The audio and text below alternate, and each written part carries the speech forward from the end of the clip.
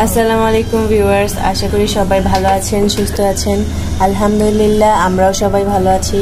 তো আজকে ফুপু স্বামী কাবাব বানাবে, তো দেখুন কিভাবে বানায়। ফুপু কি কি দিচ্ছেন এটাতে? এটাতে আমি দিব, আমি অনেকটা পরিমাণ মাংস নিচ্ছি। তেল চর্বি ছাড়ানো, তেল চর্বিটা থাকলে হবে না। আমি তো যাতে আমি ব্লেন্ডারে এটা করব, আমার শিল্পাটাতে আমার বাটার মতো কোনো ই নাই, পারি না। এই জন্য আমি ইয়াতে করব, ব্লেন্ডারে করব। মাংসগুলা ফুটগুলার সাথে আমি দেখাচ্ছি, আপনারা দেখতে থাকুন আমি কি কি এর মধ্যে দিচ্ছি।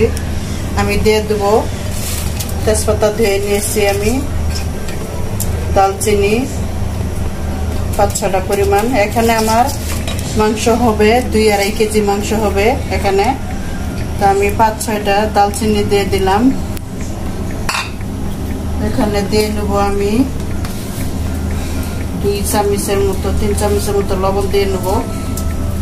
লবণগুলা অনেক চিকন লাগে, একটু বেশি। পেঁয়াজ দিয়ে নেবো আমি 1 কাপের মতো পেঁয়াজ দিয়ে নিলাম।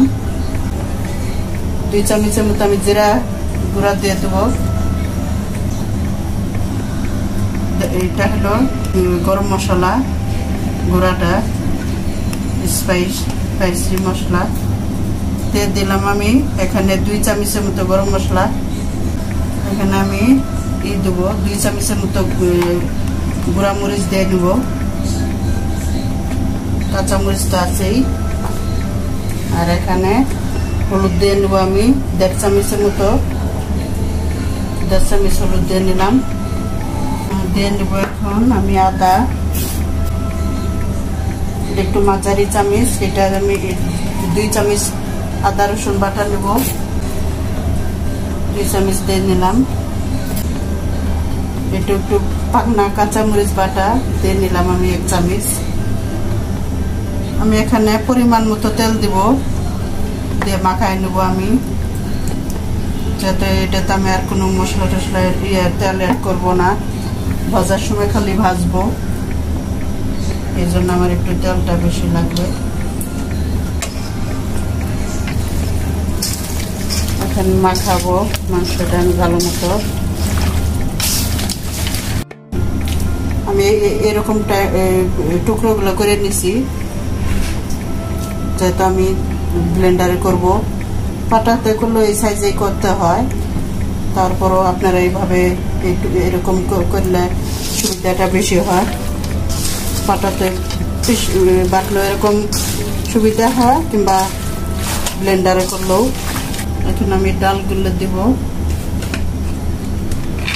ছোলা বুট, তাই না? হ্যাঁ, ছোলার ডাল 1 কেজি আছে এখানে।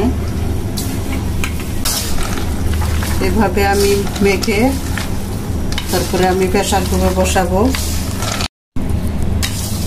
কাবাবে একটু মাংসটা বেশি লাগে, বুটের চেয়ে ডালের চেয়ে মাংসটা একটু বেশি লাগে। এই কারণে আমি একটু বেশি দিয়েছি, তার কারণ এগুলো তো আর সবসময় বানানো হয় না। এই কারণে আমি একটু বেশি করে বানায় রেখে দেব, যাতে বাচ্চাদের মেহমান আসলে আমি সবসময় পারি ভেজে দিতে। আমি বানায় রেখে দেব, ডিপে রাখবো। এই কারণে আমি একটু বেশি করে বানাই। এটা তো সবসময় পসিবল না বানানো। মাখানো হয়ে গেছে একদম। আমি এখন প্রেসার কুকারে আমি দিচ্ছি মাংসগুলা। প্রেসার কুকারে দিলে একটু তাড়াতাড়ি হয়ে যায়। এখন আমি একটু পানি দিয়ে দেবো, বেশি পানি দিলে আবার পাতিলের উপরে উঠে যাবে প্রেসার কুকারে, তখন সমস্যা হয়ে যাবে। এখন বসায় দিব আমি, আধা ঘন্টা মতো আমি চুলায় রাখবো।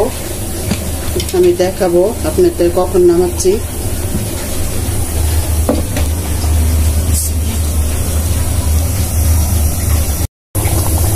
ভিউয়ার্স, আমরা মাঝখানে একটু খুলে দেখলাম যে কি অবস্থা।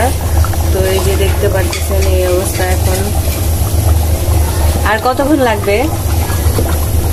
তো 9টার সময় বসাইছি, এখন আরো আধা ঘন্টা লাগবে। আধা ঘন্টা মতো হয়ে গেছে।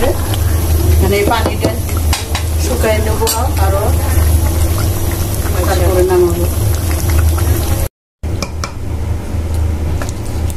আমার বুটটা হয়ে গেছে, এই যে এইভাবে আমি নামাইছি। বুটটা গুলোও গেছে অনেকগুলা। এখন যতটুকু একটু নরম আছে এইটা শুকায় যাবে, ঠান্ডা হয়ে গেলে একদম শুকায় যাবে। ওই সময় আপনাদের দেখাবো। আর মাংসটা তো একদম গলে গেছে প্রায়। একটা বড় বোলে ঢেলে নিয়েছি মাংস আর বুটগুলো। তো এখন এটাকে ঠান্ডা করতে হবে, তারপর আমরা ব্লেন্ড করব। আমাদের বুট আর মাংসগুলো ঠান্ডা হয়ে গিয়েছে, মশলাগুলো বেছে এটা এখানে রেখে দিলাম। এখন ব্লেন্ড করব। পুরোপুরি ব্লেন্ড করতে হবে নাকি আধা ব্লেন্ড? দেখি মাংসটা কেমন হয়।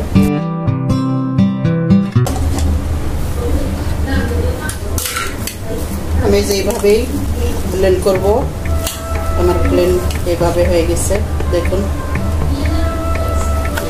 এখন এগুলো আমরা বক্সে করে রেখে দিয়েছি, এগুলো ডিপ ফ্রিজে রেখে দিব।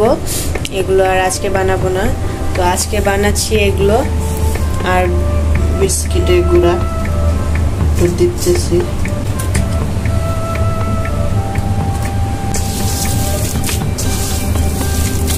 এটাতে আমি কাঁচামরিচ দেব না, বাচ্চারা আবার ঝাল খাইতে চায় না, এই কারণে আমি এখন এমনি ভেজে নিব। এর মধ্যে তো আমি সবকিছু দিয়ে দিছি। আপনারা চাইলে কাঁচামরিচ, ধনেপাতা, তারপরে কাঁচা পেঁয়াজ এগুলা দিতে পারেন, কিন্তু আমি তো দেই না কোনো সময়। আমার বাচ্চারা আবার এটা এইভাবেই পছন্দ করে। আমার একটু আস্তে আস্তে মাংস রেখে আমি রাখছি। আমি অতটা পুরোপুরি ব্লেন্ড করি নাই। আছে কিছু কিছু বাচ্চারা পছন্দ করে যে একটু মাংস যদি দাঁতের নিচে পড়ে তাহলে ভালো লাগে। এইভাবে আমি বানাই নেব। ভিউয়ার্স একটা হয়ে গিয়েছে, আর ওগুলো সব পুপু বানিয়ে নেবে। ভিউয়ার্স আমরা এখন কাবাবগুলো ভাজতেছি। তো আমি দেখুন লাভ শেপ, স্টার শেপ আর গোল শেপ করে নিয়েছি। আপনারা চাইলেও এরকম শেপ করে নিতে পারেন। আমাদের শামি কাবাব রেডি। এখন ফুপু নামাচ্ছে। আজকে আমরা শামি কাবাব বানিয়েছি, দেখেন তো খেয়ে কেমন হয়েছে।